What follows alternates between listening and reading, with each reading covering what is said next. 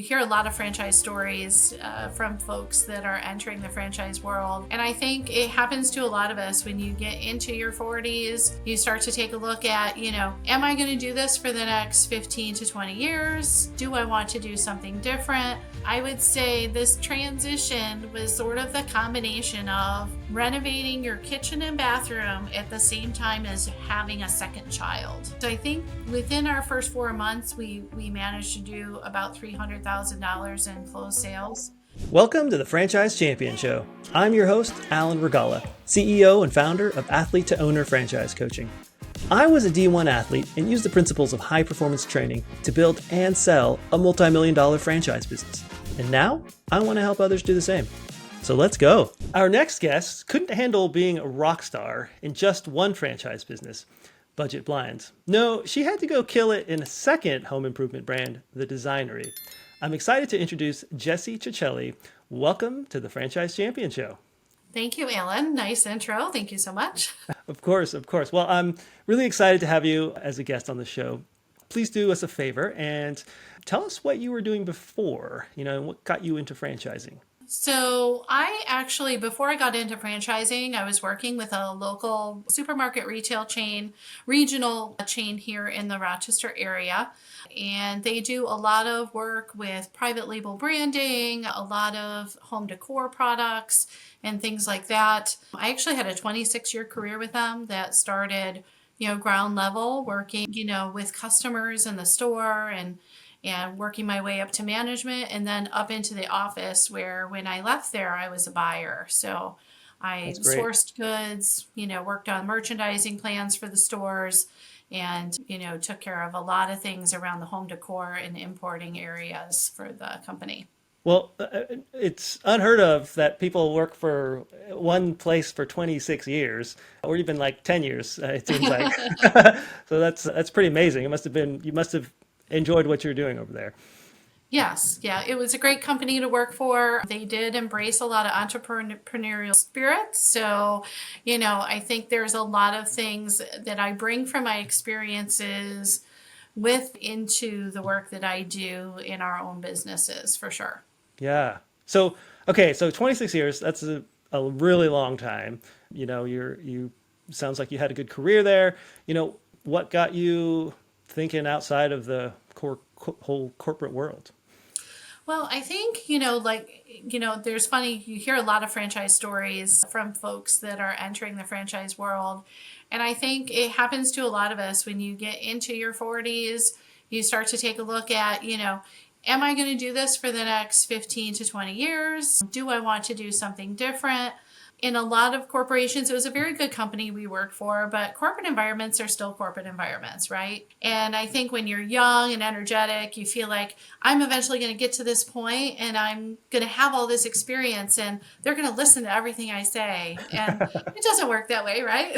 No, no. And so you find yourself sometimes feeling like maybe you feel like you have expertise that you can't lend to your position, or you're a bit on a hamster wheel of always kind of making recommendations of what to do, but sometimes other people in, whether it's leadership or other departments, end up kind of taking that opportunity to follow what you think is the right direction away. And it can be disenfranchising for folks. Yeah. In addition to that, my husband also worked for the same company. Both my parents had worked for the same company. Wow, so that's really, incredible. As a family, we kind of felt like, wouldn't it be great if we maybe had a change to this dynamic a little bit? Maybe to diversify a little bit. Yeah. Yep. Wow. Yeah, I can see what you're saying. I guess what I've heard from several of my clients, the word bureaucracy comes into play with the corporate world. Just like, there are things that you see on the front lines that, hey, these are meaningful changes that could be made to really have an impact on this organization. And you have great ideas for the good of the company and the clients, your customers, but then like you're so many layers removed from the people maybe making those decisions. And you're like, man, if I had the control of this, like I know I could do this so much better. But not being able to have your voice heard or at least, heard or implemented, it must be frustrating. Yeah. And I think it happens a lot to folks, where you feel like you've built the knowledge base and you want to be able to share that into the work that you do. And when you feel like you can't, then it starts to make you feel stuck. You still got a lot of life left in you in your 40s and in your 50s. So why get stuck? So Why get stuck? Okay, so when you're feeling stuck, okay, so how does that? What happens after that? What's that for you? What happened? we had decided, my husband and I had decided that I would look for a new opportunity and he would kind of stay where he was at. And so that really left me, again, being that I was in my early 40s, well, if I'm going to do something or make a change, I want it to be something I love doing, right? I want it to be with something I really enjoy. And I had always been focused on home decor, home improvement. It was a passion of mine. I did some work on the side in that. I used that in my work with, the company I was with. And so, I started to explore what could I find in this area that would allow me to use the marketing and business skills that I've learned over the years, combined with my natural talent and my desire to work in home improvement and home decor. And so I remembered a conversation I had had a year beforehand with a budget blinds franchise owner, and how he had gotten into the business when he was just there doing our window treatments.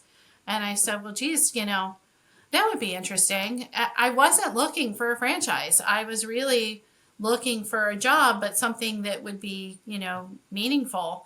And the next thing I knew, I was talking to a franchise licensor and headed down, this journey that, I really didn't know much about. So it Wow. was, kind of an interesting opportunity to just, dive right in. Yeah. Yeah. No, that's kind of crazy. And did you end up working with like a consultant, or you just contact the brand directly? Like, how did that work? In my case, I ended up talking to the brand directly. Hmm. So, the conversation started. Like I said, I didn't really know what I was getting into. And so, we started the conversations. I think a lot of these brands, Budget Blinds is a very developed brand. So they had a pretty solid path of discovery that they put me on. And honestly, in the beginning, for the first week or so, I didn't even say anything to my husband because I wasn't really sure what this was and if it was, valid. And then as I got down that path a little sooner, then I, said, hey, I got an opportunity for a job, and said, let's buy a business. Hey, look what I just bought. What do you think? So, in every strong couple, there's, the roles that we all play. I'm a little bit more of kind of the, yeah, let's just go for it and figure it out kind of person. And then Steve's, my husband's the one that pulls back and says, okay, let's dot our I's and cross our T's and make sure this is gonna really work. And so we continued the exploration. We got to talk to lots of franchisees, which was super helpful. And the further we went down the path, we got to then meet the team, go to corporate, meet the people we would be working with in support of our business. And we just really couldn't find a reason not to go for it and do it. And so almost 10 years later, here we are today. Wow. Wow, that's Yeah. fantastic. Okay, Yeah. so for those that may not know what Budget Blinds is or does, tell us what they do. So Budget Blinds is a window treatment franchise. So we sell and install custom window treatments, blinds, shades, shutters, draperies. We do free in-home consultations.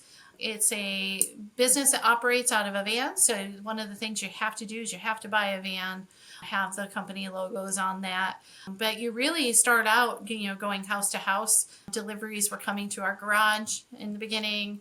And we managed it all, through an in-home office. Fantastic. So and then we provide installation, warranty coverage, all of those things as well as part of our operation. That's awesome. And what market do you serve? So we serve the Rochester area. In the Rochester area, there's actually central to Rochester, there's 4 territories. We own what is called the Northwest Territory of Rochester. So on the northwest side of the city, and service about, I think the total is around 50,000 households in our territory that we service and maintain. That's great. So you started this business. What led you to search for the next brand? Like, what was that process like? Why did you end up going outside of budget lines?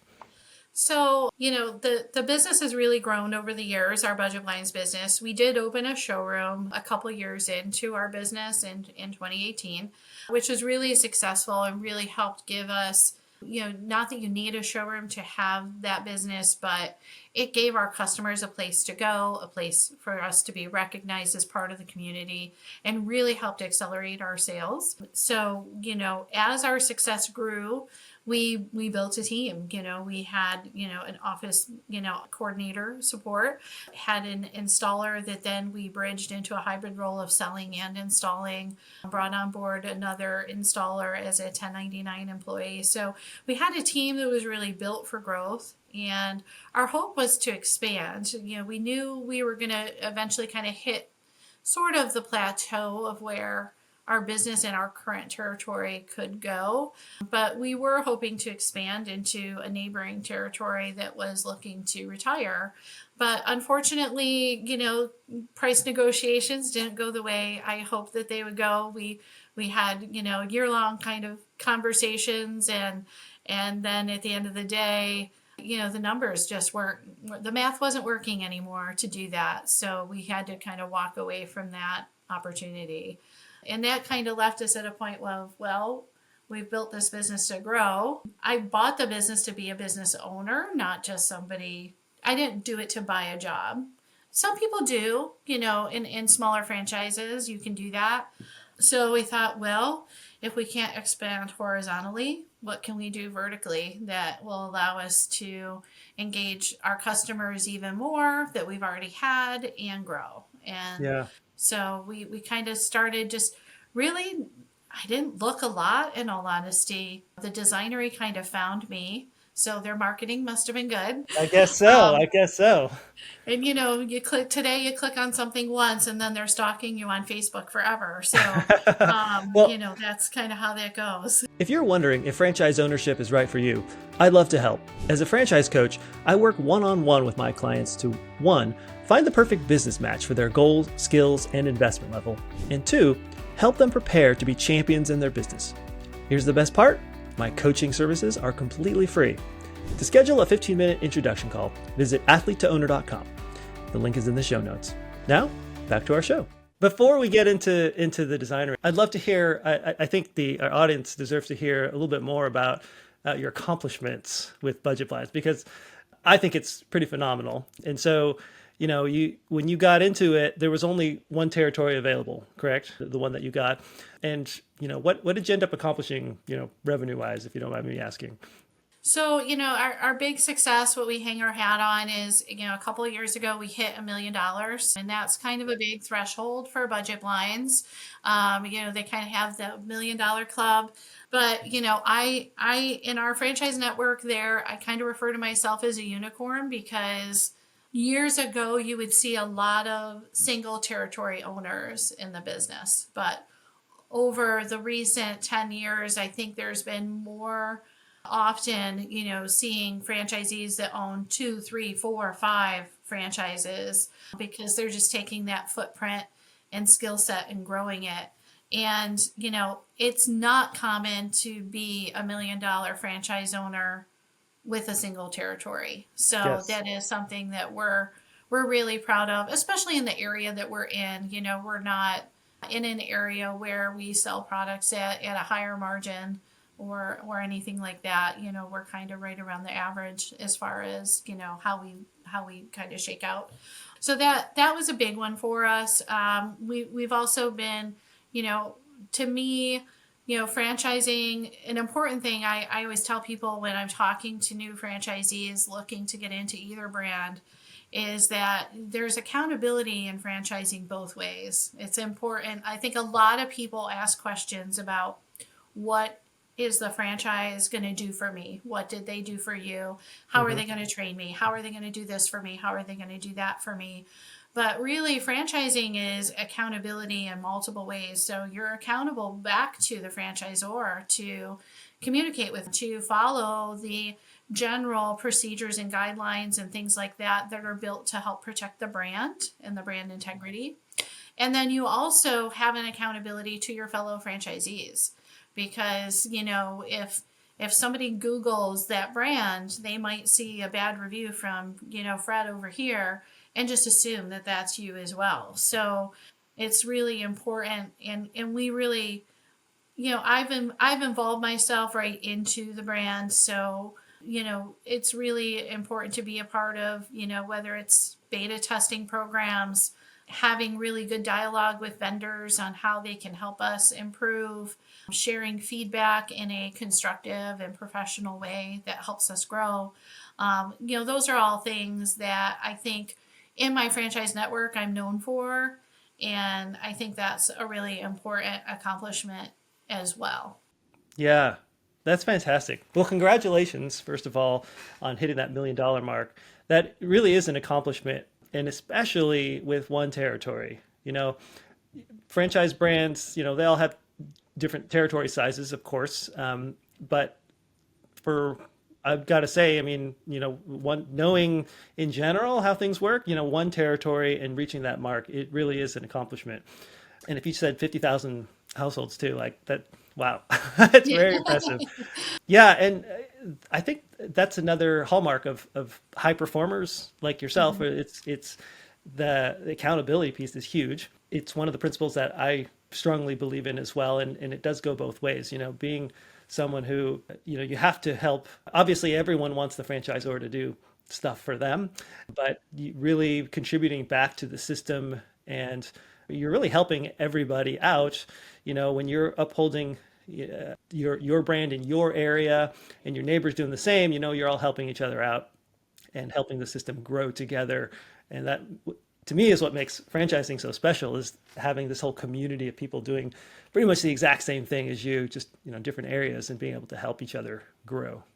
It's fantastic. Yeah, That's I really think that that's a pivotal thing. And I think one of the things that always impressed me when I would go to a budget blinds convention, we had this big board and it had, all the Wednesdays of the week on there because we needed somebody to host a, new franchisee call every week. And that board would be filled in like 15 minutes.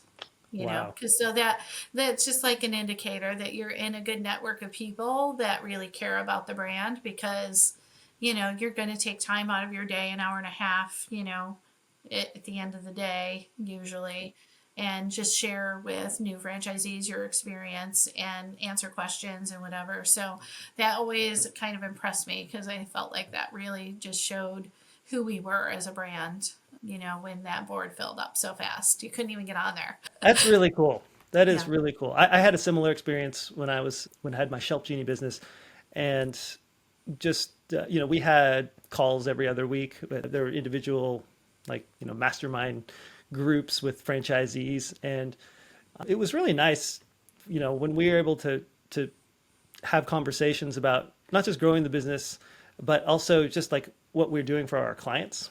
Like Hmm. everyone just cared about not just making money, but actually providing a great experience for our clients and our teams and all those same sorts of things. And then, how we can, work together and figure out how to obviously make our businesses grow.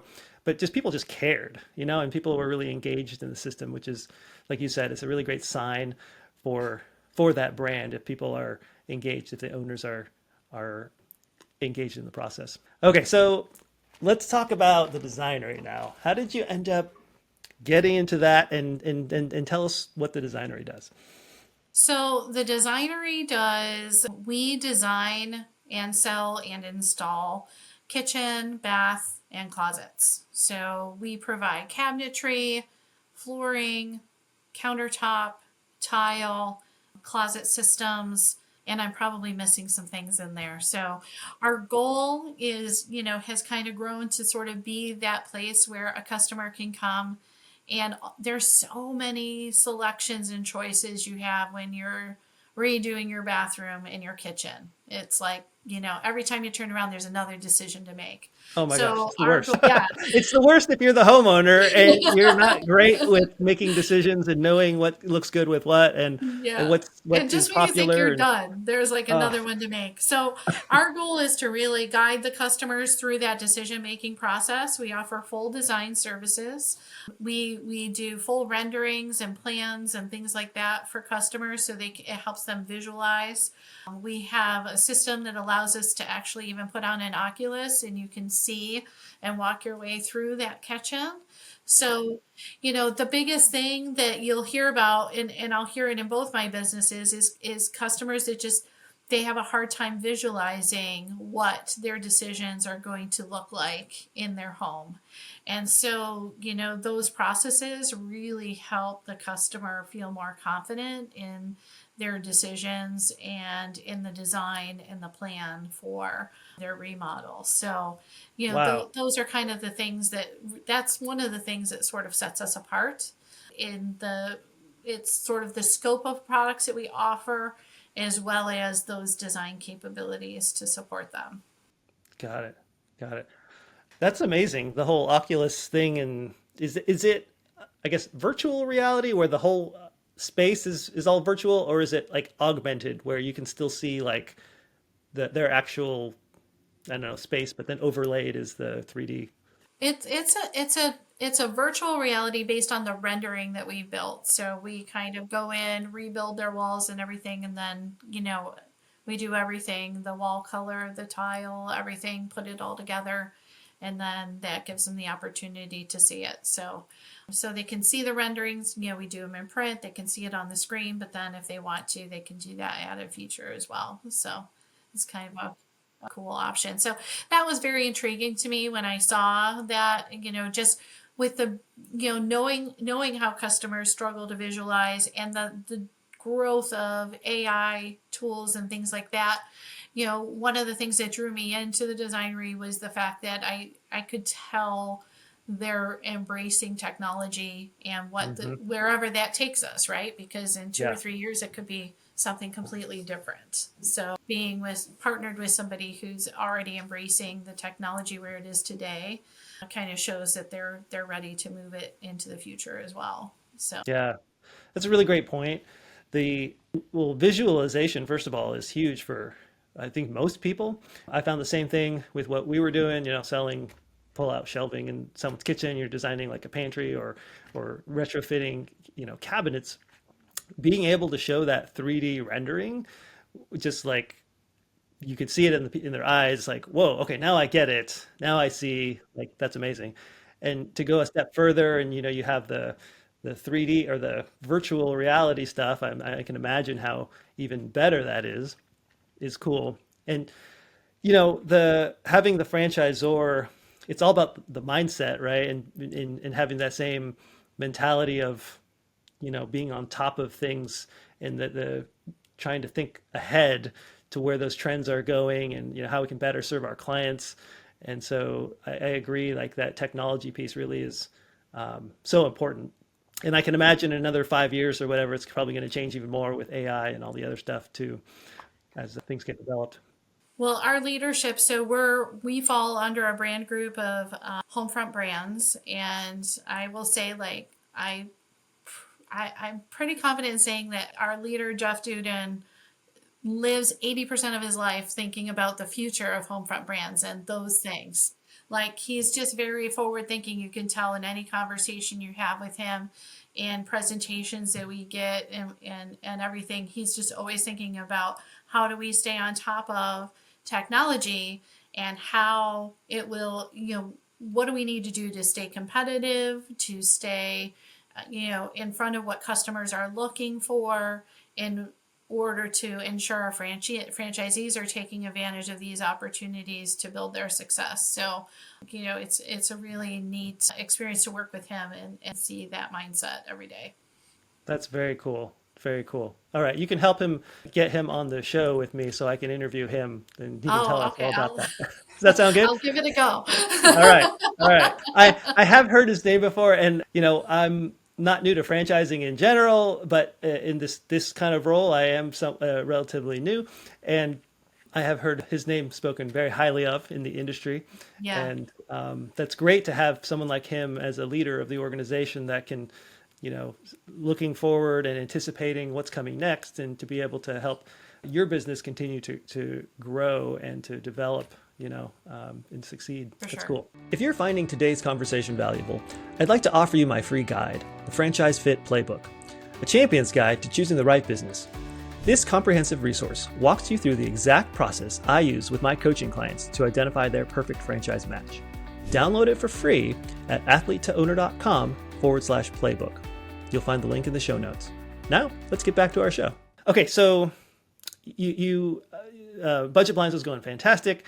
You got to a point where you're making that $1 million mark, and you decided like, okay, for growth, I can't, I'm not able to buy another business or get an open, there's no available territory. So you start looking at new opportunities to go vertically, right? Utilizing the same customer base potentially so you can have one lead for multiple businesses. Just a fantastic idea. Tell us how, that transition into a second brand while still operating the first one. And,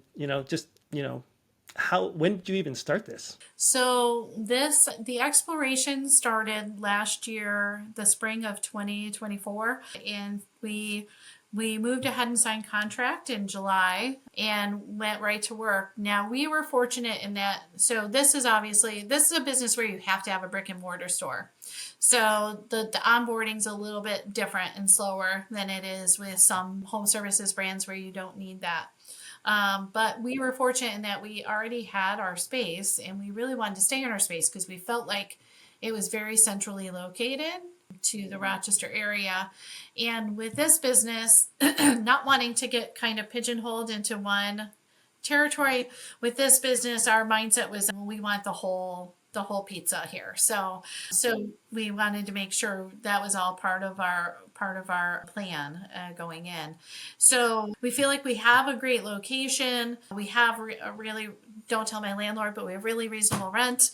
And so we were able to get additional space available for our Budget Blinds warehouse in another part of the same plaza where we are. And then we ended up renovating our existing space. So we have a designated space for the Budget Blind showroom area. It's a little downsized from what it was before, but still, very relevant and helpful for customers. Then we kind of have workspace in between where we all, do our work. And then up front, we have our Designery business. So we started that remodel in January. Actually, it was New Year's Eve. And we completed our grand opening on March 27th of this year. So it was about a Wow. 3-month remodel, which was not easy. So I would say this transition was sort of the combination of renovating your kitchen and bathroom at the same time as having a second child. That sounds very accurate for So you've got a sure. toddler, that you're trying to still mother and keep aware of and keep engaged.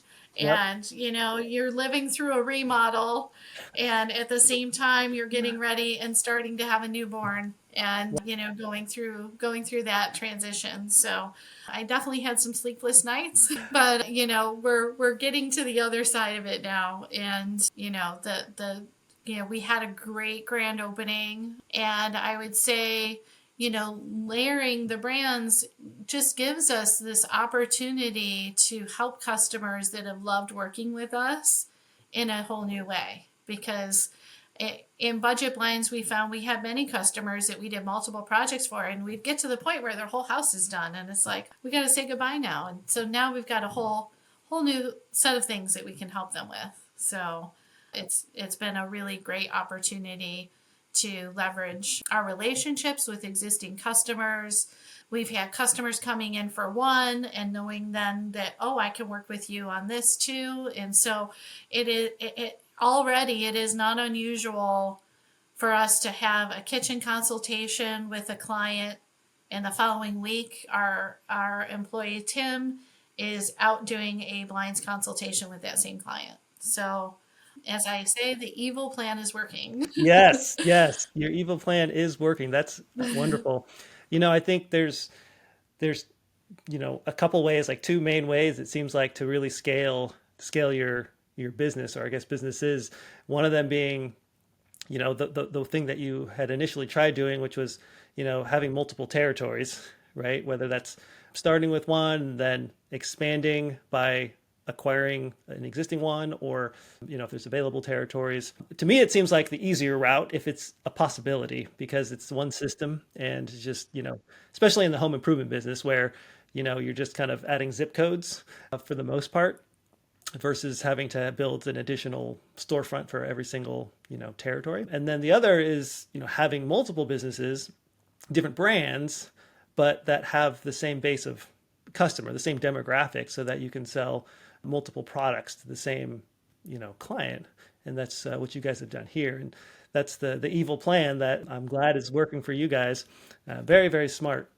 For those that are, I think it's really smart for new potential franchise owners that are in the process of thinking about getting into the business, to think about that ahead of time, and think about like territories. So what's available, and if that's something you want to do kind of immediately, is that could be one of your criteria. Is just like, do they even have enough territories available up front for me to expand into?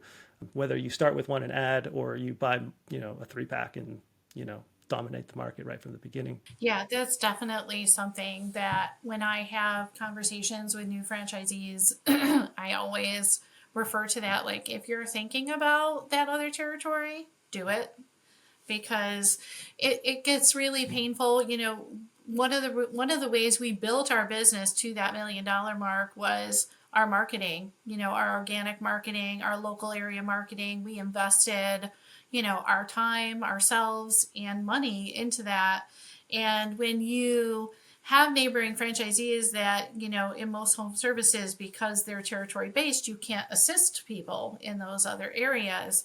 Yeah. And so when you're getting those phone calls on a regular basis and you have to turn them away, it kind of stings a little bit, right? So Yeah. I tell people, if that is your plan, if your plan is to really be a business owner and not, just a worker in your business, then, having that next plan, like in hindsight, I wish I would have, maybe known about that plan sooner, although I don't know that it would have changed my outcome at the moment, but just I think being aware of that. Because one of the challenges is when you get to that roughly $1 million business, it's a very tricky business to run, because you can't just be a worker in your business like you were when you were doing 500,000. And at the same time, you're not at a high enough level where you can kind of step to that next level of just really being a business owner. Right. So Hiring it's a a tricky manager. place. Yeah, hiring a manager, or just, having the people in place that can, do the work, and you're just guiding and leading and doing the marketing and the connections that you need to do to grow the business. It's a tricky place. And I kind of felt that way. And it was funny because after I've sort of acknowledged that, there were a couple of different, presentations or podcasts or things that I've been on, and I've actually heard that from other business experts. It's just a tricky level of business to run. So you kind of got to make a decision. Like, am I going to just settle in and work in it, with a few, one full timer and a part timer, or am I going to make some kind of move and then really establish myself as a true owner? So, Yeah, I think that's definitely something that a lot of people don't think about at the beginning. And, like you said, you have to have enough revenue coming in so that you can hire enough people to run the business and run the day to day without you having to be involved in every little thing in the day to day. Whether that's, the individual employees, or management. Hopefully the ideal situation is, like you were saying, to be an actual owner working on the business and having buffer between you and all the little decisions that need to get made on a daily basis, which would be, like having a manager. For me, when I got my franchise business, I started off with a 3-pack, and I didn't have to open them all at the exact same time. I could stage them out over the course of a year between, or whatever it was. But my mindset from the beginning was, I just want to own the entire market. Like, give me like the whole greater Seattle area, is the area that I want to control. I don't want to have neighbors. I just like the advertising that I do is going to result in, work that's coming to me regardless of where it's at. And, I kept adding to that and eventually I ended up with 12 territories. But it allowed me to bring in enough income to have the right levels within my organization that I could work on the business and not be in it day to day. So that's great. So you started in March is when you had your grand opening, right? Tell us how it's been so far. Crazy. Crazy good, I hope. So yeah, we started off really pretty strong. We've got a lot of things in the pipeline. I think, from the end of May to June, like that month period was just like we closed a ton of business at one time for our brand new business. So I think within our first 4 months, we managed to do about $300,000 in closed Wow. sales. That's amazing. Yeah. That's So incredible. and and that was so hey, I've done this before, but we can still make mistakes, right? I did not hire soon enough, so we should have hired a design consultant to work with me probably right before our opening, and we didn't. You just everything's going out, you want to make sure it's going to work. I've already advised everybody, like, don't do what I did. So working way too, I mean, like, I've never worked so Yeah. hard in my life. But we have somebody now, she's picking up on things really quickly. And the interesting thing is, like we were just talking about, working on the business, not in the business. I'm anxious to get to that point, and I'm starting to do some of those things now, getting to work on the business, which I'm really excited about. And it's kind of interesting because I feel like in your first business, and again, I just always compare it to having kids, but you have a hard time letting go, right? That first baby, everything, you're washing the pacifier all the time and all that stuff. And it's been really interesting with our employee that we brought in.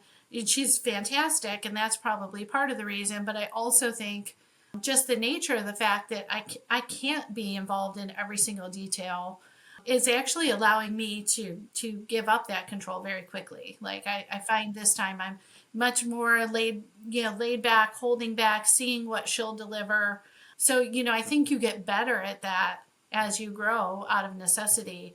So I know that that's one thing that I see in myself is that, okay, that's not exactly how I do it, but it's still okay, right? So, which is can be a challenge for somebody who always kind of has a grip on everything. I think you said something very important right there, which was, hey, that's not exactly how I would have done it, but it seems to work, it work okay.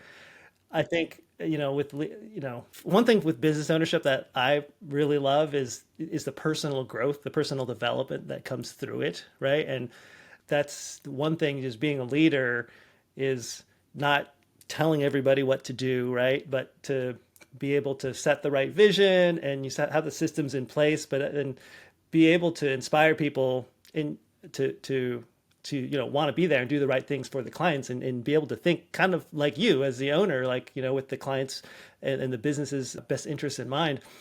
And the release of control is like such a huge thing because you're always going to feel like no one can do it as well as you, right? And in certain cases that's probably true, right? In certain cases you probably have people that actually can do a better job than you because maybe it's not your forte, but it's even for those things which you could do a better job, you have to be okay with, hey, this is 90%, right? Of like kind of what I would do, like 90% being good enough. Like you shoot for perfection, but you settle for excellence, right? And that's hard. It's so hard to do. I've been spending ever since we started this transition, try to spend time listening to or taking the advice from Dan Martell system of, buying your time, right? You can't, there's only so much of you available. So you have to know the value of your time and what you can spend your time on. I also remember in my budget blinds training 10 years ago, it still sticks with me. One of the franchise trainers had said, saying yes to something is saying no to something else. And it's like sometimes I have to like force myself to remember that. Like, yes, maybe I want to do this thing, but then I have to acknowledge if I'm doing this, then I'm not doing something else. And is that something else more valuable to our customers, more value to our business and our team? So it's an ongoing battle. Well, it's an ongoing battle, but I think you're winning. I think you're winning this battle. You know, it seems like you're doing all the right things, and it's never easy, especially like right now. I mean, this is such a crazy time because you're still in the thick of things right now, you know, having only opened your doors in March and dealing with all sorts of, I'm sure, lots of good things, the great sales for those, you know, first 6 months or 3 months. And then, but I'm sure you've had a lot of learning experiences along the way as well. Yes, for sure. And our brand is a newer brand as well. So, with even with, not just me, but, as a whole, our network is, they're constantly evolving and changing as we grow to support, to support whatever processes and products and things like that that we need to be successful. So it's definitely changing on both sides. So it's a really important thing to just remind myself that we'll get there. So I'm glad you brought that up. So the Designery is a relatively new brand, and there are tons and tons of contractors out there, or you know, kitchen bathroom companies, or whatnot. How is the Designery different than these other companies? Great question. So one of the things, and of course this will vary a little bit within each market and what each owner wants to bring to it. But one of the things that's great about the Designery is we have an assortment of product that allows us to offer some folks more affordability, some of the products that they're getting. So, kitchen remodels have gotten very expensive, and not everybody's in a position where they can take that on. But in a market like Rochester, where a lot of our real estate has been developed for many, many years, you've got a situation where we have a lot of homeowners that they can't afford to move to a new place because there's not enough new places being built. And so they're deciding to stay in place and renovate their existing home to meet their needs. And, but at the same time, they don't want to overinvest in their home, right? They don't want to take it to a point where, they're putting $100,000 kitchen in a home that isn't going to get that money back. So we have an assortment of cabinetry. We have prefabricated lines that actually do full assembly for us, and that streamlining of that manufacturing and some of the work designer corporate has done with these vendors to get us good pricing and more more SKUs and things like that we need to design a nice kitchen with these products gives us a really great cabinet that is, all the things people are looking for: full wood boxes, under mount slides, lots Hmm. of, accessory availability, soft close. I mean, all those things that people look for in a quality cabinet, but is manufactured, mass, so it makes it more affordable. And then at the same time, we're getting it delivered to us assembled. So the manufacturers are doing the assembly for us before they ship the order to us. So that gives us a wealth of products that we can offer at a more affordable price point than a full custom cabinet. We Got it. still offer full custom cabinetry as well. And some of our customers, because of their needs or what they're looking for, we need to go there. But that range is something I think that makes us different. It's certainly something that makes us different in my market. So we're really able to get customers to a more affordable overall price point by having a more affordable cabinet. The other thing that we're targeting in our market is really working with local contractors. So in Rochester, we have just a ton of small contractors that are really good at what they do. Some of them are second, third generation. So they really do a nice job. And if they send their customers to a kitchen showroom, that kitchen showroom has their own installers and might kind of take that job sort of from them. So they end up sending them to big box stores sometimes for those selections, which is not really the best experience for anybody. So what we're really targeting is that market. We're really trying to partner with small contractors and be like, well, you can send your customers into us. We're going to do the designing and the planning and all the things you hate doing. We're going to help them make all the selections. We're going to make sure they make those selections in a timely basis. We're going to get all that stuff ordered. We're going to track the shipping for you. We're going to tell you when it's coming so you can plan. And then boom, you can swing your hammer and get doing what you do well. So a lot of small contractors I talked to before we bought the Designery, I reached out to contractors I knew and said, "Do you feel like this is something that's missing?" And they all say the same thing. They're like, "Oh my God, this would be great." That's So cool. so we have a really nice showroom experience as well. Our showrooms are open, light. We have a lot on display, but it's not overwhelming.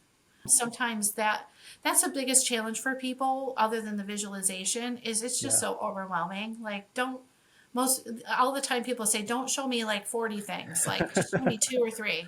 Yeah. So it's a very comfortable space that, just feels current but is inviting, and it just creates an environment where it's easy for people to work with us and, for our contractors to come in and work with customers if they want to. So, those are some advantages that we have, and I think really where our niche is going to be. And then we do have some franchisees that are really going after a lot of new construction, large multi-home work and stuff like that. And we have some products that really give us a competitive edge there. So I think that's going to be another area where we're going to be different than the competition. That's very cool. That's great. Yeah, that sounds exciting. Lots of differentiators. And yeah, sounds like a much needed service for those contractors who want their clients to get really great service and them to still be able to, do the installation work, have a little bit more control with the trusted source through you guys. That's really cool. So, many of my clients are in their late 40s or mid 50s. Maybe they're within 5 to 10 years of retirement, and they question whether or not it makes sense to take that plunge into franchise or, business ownership and put their savings or retirement, at risk potentially. What feedback would you have for these people? It'll be fine. You heard it here, folks. You heard it here. Jessi says it'll be fine. Jessi says it's going to be good, so we're good. We'll just give them your number, and it'll all be good. I think, the big thing with, and I kind of speak specifically regarding home services, home services brands within franchising, which is, it's not going away. This is an area where people, as time goes on, people have less and less personal knowledge of what to do to service their home, and they need people to still do it. Where maybe on the design side, AI can help, all these other things it really can't help with. So I think within the home services area, I think it's a really good investment in any market. So I think that's a win, number one. As far as franchising goes, I think one of the things I always try to recommend to people is to bear in mind that, in my opinion only, this is not the kind of business that you sort of buy it, set it, and forget it. Home services it's personal. Your folks that you hire or yourself, you're going into people's homes, you're hearing how they live their lives, you're solving problems for them in their homes where they live their lives every day. And that's a responsibility and a joy that I don't take lightly. And therefore, we're personally invested in it as owners. If somebody gets a bad hamburger, I have a feeling you don't lose sleep that night. But if I have a problem with somebody's, kitchen installation, I'm not going to lie, I do. I have trouble sleeping that night. So I think it's important for folks to know that this isn't something you kind of just offhand, like some franchises you might be able to do that don't have such a deep interaction with the customer. When they're spending $10 with you, it's a lot different than when they're spending 30. Yes. So, but it can be really rewarding. And I think if you put the work in and follow the models that are there for you and take advantage of those opportunities, and you enjoy working with the franchisor and the other people that are part of that network, I think it can be a really great experience. I mean, I've made really good friends that I'll have forever through our brands. We've just had very positive experiences overall with both of the brands, and it's really taking us to a point. I can kind of see where we're going to be, and we will sell our brand. We will sell our business at a profit because, we're doing all the things to make sure it's, successful and sellable. Which is another thing that, to your point before, franchisees don't always think about going in. But you should really start thinking about what you want to sell your business for and when you think you may want to sell it right from day one. Because the things that you do heading into that will help ensure that you're successful in achieving that goal. Yeah, I love it. I love it. Some great advice. Start with the end in mind. Plan to have your business running in a way that people want to buy it.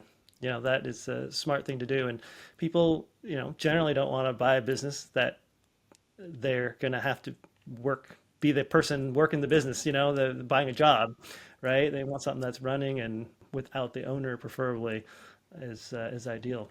Well, that's fantastic. I've learned a lot from you today, Jess, and I hope our listeners have as well.